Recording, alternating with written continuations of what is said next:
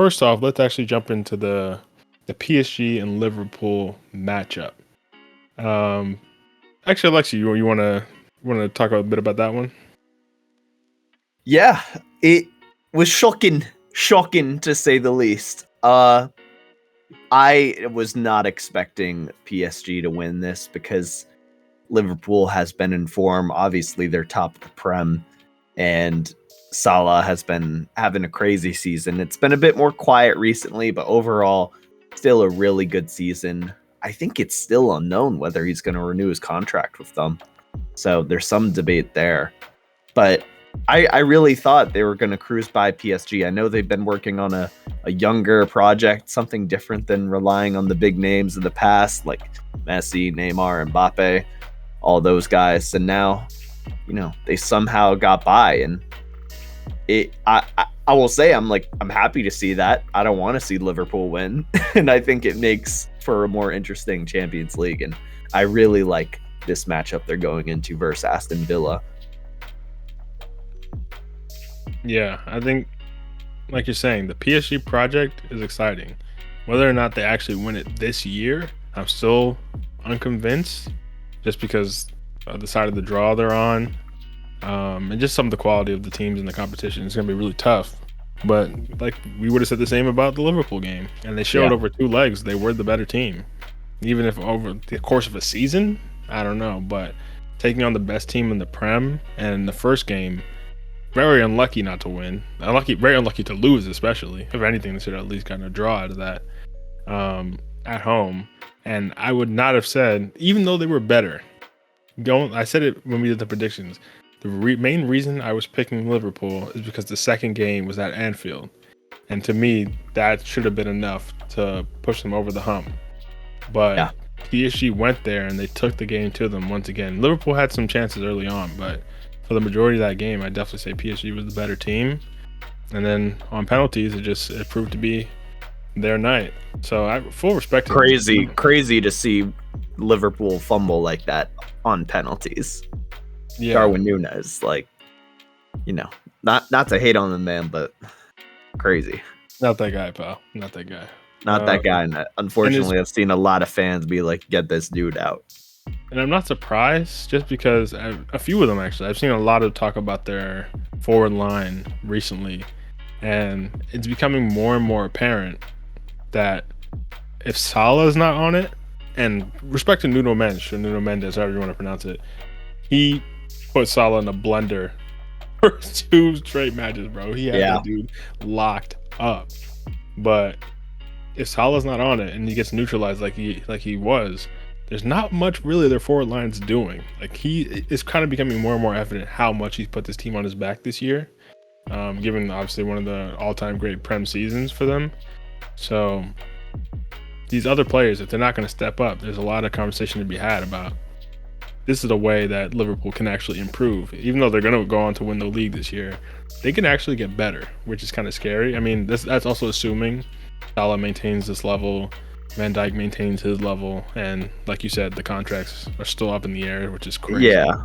I want to stop you there, though, because real quick, that I want to say with Liverpool's position right now in the Prem, I feel like it's less so because of their quality and more so everyone else not having a great season and everyone else facing different issues. Not to say that they haven't been good and haven't been doing well, but I don't see Champions League winners in that team. I think they had the potential to go through this tournament, and I assumed that. But at the end of the day, I think they've played better in the past under Klopp. I agree. I think the peak Klopp teams were a different level. And completely. I know people are really excited about Arne Slot, and I think too, like, he's done well this season. But I think you have to also take into account the fact that Salah is putting on such a clinic this season that this is not a level, like, obviously Salah is always good. He's always one of the best players in the league, but he's not like Klopp had this version of Salah every year and he was still doing crazy things. Yeah. So I think this may be a little bit. Like, I agree. I think it's a little bit of pump the brakes on Liverpool, even if they do go on to win the league, which is still great for them. But if we're assuming next year, City's a bit more on it. Arsenal's a bit more. Arsenal's injuries have been crazy. Like, and some of these other teams are just a little more competitive. This has been one of the easier leagues to win in recent years. We could have an actual title race next year. It was not a given that Liverpool might be fighting for like a top 4 spot or something. Yeah, the Baldies are generally struggling this season. You know, he got Pep, Ten Hag, he got sacked. Now Slot, it's his turn, man. Slot, man, a little down period, but get this man a toupee to stop it now. That's crazy. That's crazy. We'll see. I think, like I said, it also depends on the contracts and just the age, you know, whether or not he can even maintain this level next year. Yeah. Because if not, the rest of the forwards are really struggling. But that's more of a conversation anyway. That'll be very interesting to see next year. But do you guys have any other thoughts on this PSG Liverpool game, or you want to move on to the next one? I'm ready to move on.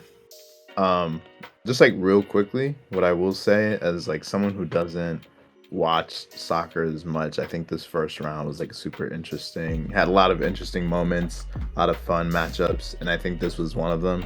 You put everything aside, obviously you guys have mentioned Liverpool. We all expected Liverpool to advance, but it was really interesting to see them kind of just knocking on the door in that second leg.